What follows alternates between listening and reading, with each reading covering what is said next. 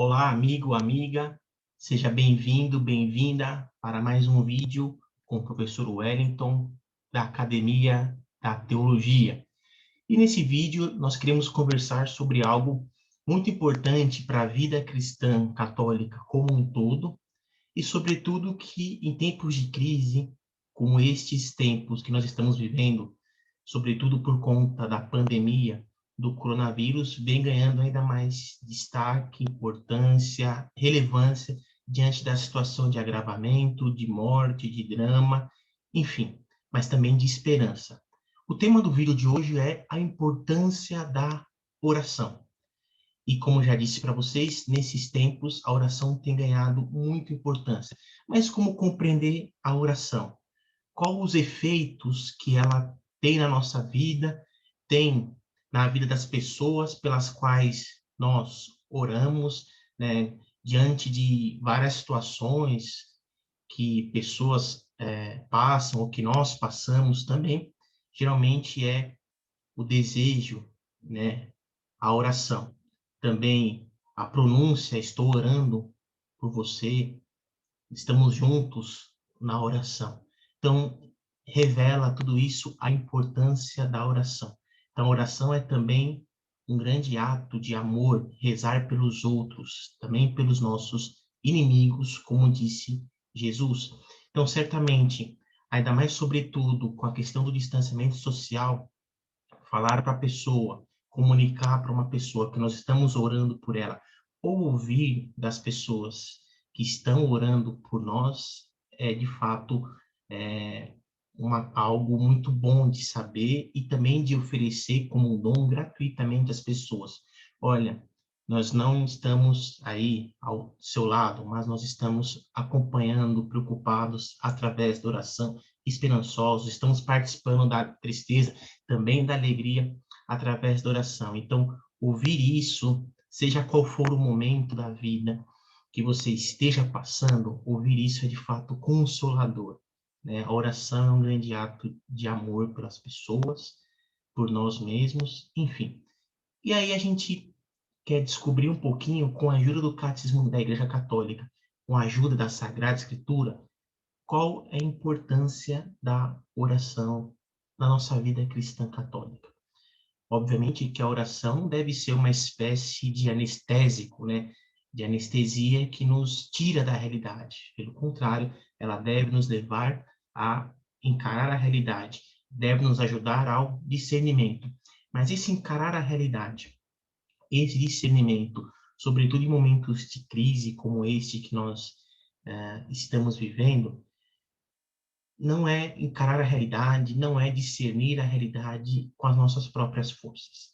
É discernir a realidade, Deus estando conosco, Deus que age em nós, a graça abundante de Deus presente na vida de cada um de nós. E a oração contribui nesse sentido para favorecer a ação, né, de Deus conosco, Deus que age em nós, nós que agimos em parceria, em comunhão com a Trindade. Então, muitas vezes também a oração, ela corre o risco de ser, de alienar a gente, de esperar tudo cair do céu. É óbvio que Deus age na nossa história, é óbvio que Deus age conosco e através de nós, mas nunca age sozinho. Então, a oração também é um momento de discernimento para nós compreendermos qual é o nosso lugar, qual é a nossa responsabilidade, o que devo fazer, Senhor, o que queres que eu faça? Onde é por onde devo caminhar? Então, que beleza que é orar, que é você silenciar, que é você usar das várias fórmulas que a tradição católica oferece, você entrar em intimidade consigo, com Deus, intimidade com os outros. Então, vamos conversar um pouquinho mais sobre a importância da oração na nossa fé cristã católica. Então, como disse Santa Teresa do Menino Jesus, para mim, a oração é um impulso do coração. É um simples olhar lançado para o céu. É um grito de gratidão e de amor, tanto no meio da tribulação como no meio da alegria. Santa Teresa do Menino Jesus. Então, aí uma belíssima explicação, né, de uma grande santa da Igreja, esse impulso do coração. Seja em momentos de tribulação, seja em momentos da alegria. Então, a oração, como nos lembra Santa Teresa do Menino Jesus, não é só para quando a gente está com dificuldade, quando estamos em situação de sofrimento, de doença, de morte, etc. Mas é também no momentos de alegria, né? É um grito de gratidão, de amor. É um impulso do coração. Belíssimo trecho, belíssima reflexão dessa importante santa da nossa igreja, que nos ajuda a perceber o que é oração e também qual é a sua importância. Então, a oração é um mistério admirável da nossa fé. Então, rezar pelas pessoas é um mistério admirável e importante para a nossa fé, não é verdade? De contar conosco e, obviamente, de também confiar em Deus. Mistério admirável porque Deus age por caminhos conhecidos apenas por Ele. Então, nós nos colocamos como instrumentos a serviço dos caminhos de Deus na nossa história, na nossa vida. Então, a relação que supõe a oração é uma relação viva, dinâmica e pessoal com Deus vivo e verdadeiro. Uma relação de, como nós já dizíamos, de comunhão, de corresponsabilidade, de participação nos dramas e nas alegrias que vivemos hoje. Não de fuga da realidade, mas de assumir a realidade, de buscar transformar a realidade. E também não transformar de qualquer jeito, não transformar com nossas próprias forças, transformar confiando no poder da ação de Deus na nossa história, na nossa vida, e buscando ser como Ele é, buscando fazer as coisas como Ele deseja. Em outras palavras, vivendo o seu projeto. Então, é muito importante também a humildade, não é verdade? Colocar-se humildemente diante de Deus. Então, um grande perigo para a oração é a prepotência e arrogância. Então, sempre se colocar de uma maneira humilde.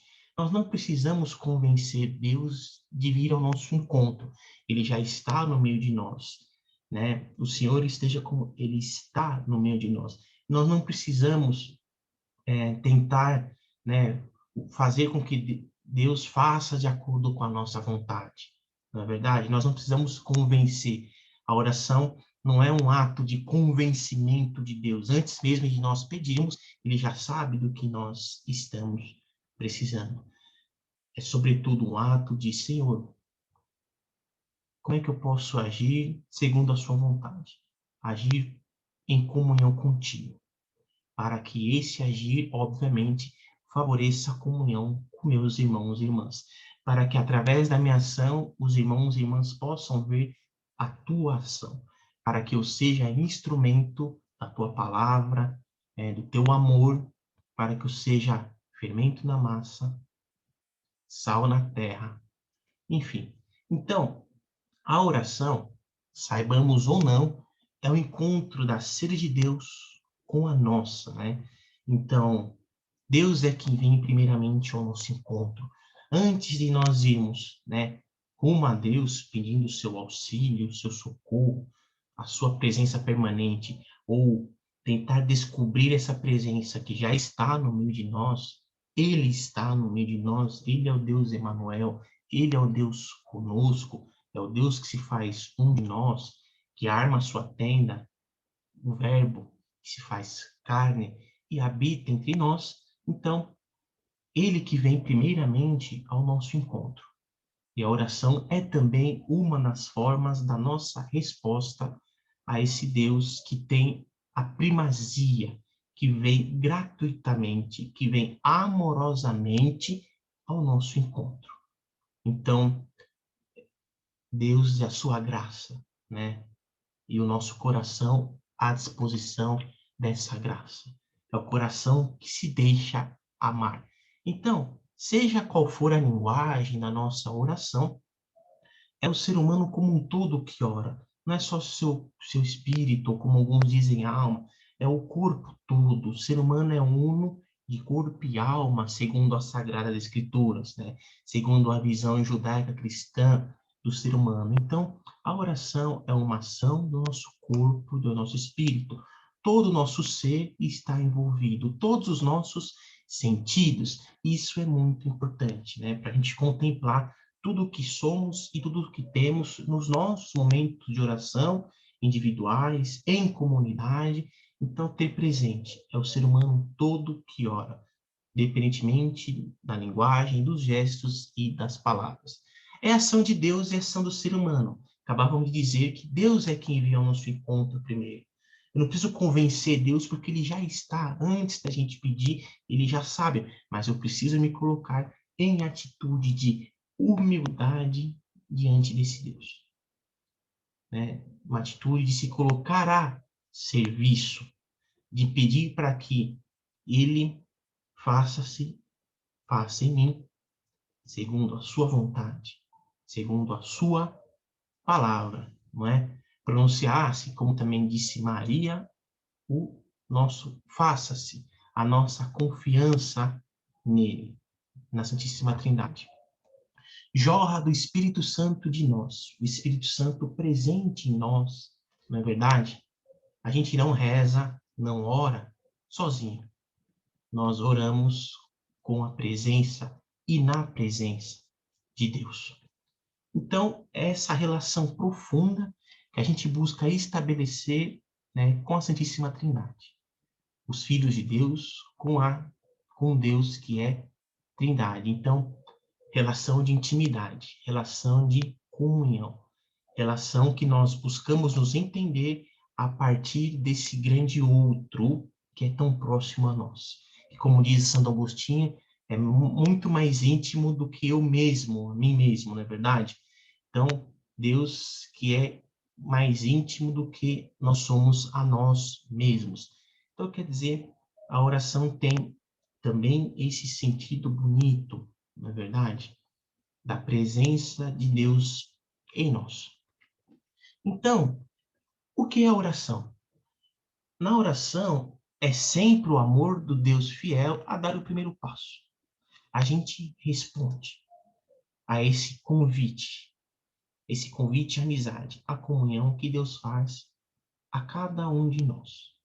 Incessantemente, Deus se abre à relação, livremente, o que é melhor, amorosamente, gratuitamente, de uma maneira não impositiva, de uma maneira não violenta, nos convida em sua liberdade para viver esta relação também em liberdade.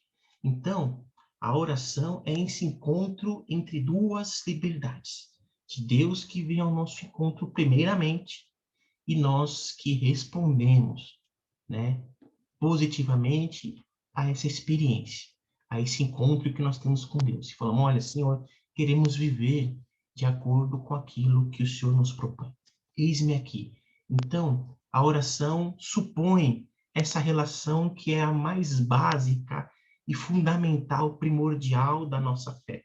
Deus vem ao nosso encontro, desde a criação, né? A criação já é um ato livre e amoroso de Deus. Deus cria por sua palavra, não é verdade? Nos convida à vida e nós correspondemos. Então, na oração, amigos e amigas, essa relação que é primordial, que é fundamental para a nossa fé, está aí suposta. A oração é a vida do coração novo. Então, como nós sabemos, Deus nos chama a sermos pessoas diferentes, né? A trabalhar no seu projeto, a cuidar do jardim, assim está na narrativa da criação no Gênesis, a cuidar do jardim, não é verdade? A sermos responsáveis, a sermos novas pessoas, uma nova humanidade a partir de Jesus, do seu mistério, da sua ressurreição, da sua Páscoa. Então, a oração também transmite essa vontade de nós querermos estar no caminho da comunhão com Deus. Nós sabemos que muitas coisas acontecem hoje em dia, muitas coisas tristes, muitas situações, sofrimentos são causados por conta da nossa prepotência humana, né? Por conta da nossa arrogância. Deus nos propõe um caminho em comunhão com Ele. Não nos tira a liberdade, não nos tira a responsabilidade. Pelo contrário, nos leva a aperfeiçoar a nossa liberdade, a nossa responsabilidade. Então, aí, quando nós respondemos, né, a partir desse coração novo, né, em Deus, nós certamente teremos ações que são de acordo com aquilo que Deus nos pede. A oração deve nos animar a todo momento. Okay? Então, se preocupar também, um cristão católico deve se preocupar com a sua vida de oração. Obviamente, vida de oração no espaço da igreja, no espaço sagrado, né? Mas a vida de oração em continuidade a esse espaço, né? Iluminando a nossa vida social, política, do trabalho, de estudos, na família. Então, a oração deve nos animar a todo momento. E cada vez mais, pessoal, nesse mundo tão barulhento, como nós estamos precisando de momentos de oração, de discernimento, de respirar, de pensar a vida junto com Deus, em comunhão com Ele, de procurar entender os mistérios dessa vida, de procurar discernir como é que eu devo agir diante desta situação. Como? Onde? Por onde começar? Então, às vezes, a primeira ideia que nos vem à cabeça nem sempre é melhor. É preciso respirar. É preciso estar em sintonia na presença de Deus. É preciso perceber como é que Deus está nos chamando para irmos às águas mais profundas. É preciso discernir os sinais dos tempos, os sinais da presença de Deus na história humana, na história da vida de cada um de nós, nas nossas comunidades de fé, da qual nós fazemos parte através do nosso batismo. E aí, ninguém melhor para nos ensinar a orar como Jesus, né? Jesus, como um bom judeu, ele orava, na verdade, mas ele não foi, né, um orante ingênuo. Então, Jesus, por exemplo, ele condenou a oração mecânica. Então, se nós lemos o Evangelho de Mateus, capítulo 6, versículos 7 a 8, tem aí Jesus que condena a oração mecânica. Então, diz assim, capítulo 6, Mateus, versos 7 ao 8. Nas vossas orações, não usei em vãs repetições, como os gentios, porque imaginam que é pelo palavreado excessivo que serão ouvidos. Não sejais como eles, porque vosso Pai do céu, vosso Pai sabe do que tendes necessidades antes de lo pedirdes. Então, a oração, ela pode ser repetitiva, como nós temos várias fórmulas de oração na nossa fé cristã católica, que são muito importantes.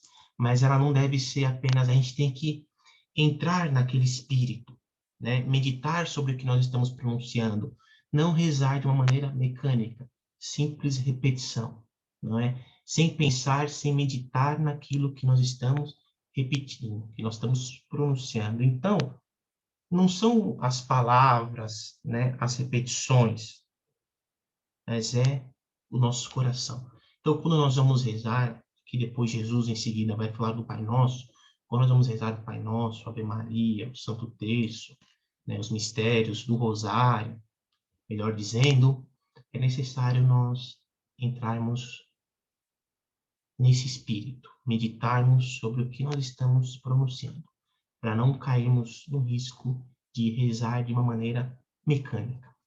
Jesus também condenou a oração vaidosa e hipócrita. O próprio capítulo, no mesmo capítulo de Mateus 6, no versículo anterior a esse que nós lemos, 7 a 8, no versículo 5, diz assim: E quando orardes, não sejais como os hipócritas, porque eles gostam de fazer oração pondo-se em pé nas sinagogas e nas esquinas, a fim de serem vistos pelos homens. Em verdade vos digo, já receberam sua recompensa. E vão um pouquinho adiante, no versículo 6. Tu, porém, quando orares, entra no teu quarto, e fechando a tua porta a teu pai que está lá no segredo, e teu pai que vê no segredo te recompensará. Olha só que passagem bonita e comprometedora, e também educativa, não é verdade? Para nos levar a orar de uma outra maneira. Então, cuidado com a oração vaidosa, com a oração hipócrita. Muito cuidado. Jesus também condena a oração cínica, lá no Evangelho de São Lucas, capítulo 18, versículo 11. Olha lá. O fariseu de pé orava interiormente deste modo: Ó Deus, eu te dou graças porque não sou como o resto dos homens, ladrões, injustos, adúlteros, nem como este publicano. E aí um pouquinho mais adiante, esse foi o versículo 11. Vamos um pouquinho mais do 11, do 12. Jejuo 2 vezes por semana. Pago o dízimo de todos os meus rendimentos. 13. O publicano, mantendo-se à distância, não ousava sequer levantar os olhos para o céu, mas batia no peito, dizendo: Meu Deus, tem piedade de mim, pecador. Eu vos digo, verso 14, que este último desceu para casa justificado, o outro não. Olha só, pois todo que se exalta será humilhado, e quem se humilha será exaltado. Então, Lucas 18, 11 até 14, vocês podem ler e meditar sobre a forma que Jesus condena a oração cínica, a oração mentirosa. Também em Mateus 7, 21, Jesus condena a oração que aliena, né? Aquela oração que, ao invés de ser libertadora, no sentido integral da palavra, ela é alienante. Então, Mateus 7, versículo 21 e um pouquinho adiante. Nem todo aquele que diz Senhor, Senhor, entrará no reino do céu, mas sim aquele que pratica a vontade de meu Pai que estás no céu. Então, muitas vezes, a oração é uma espécie de... a oração nos aliena. Muitas vezes, a oração é como se fosse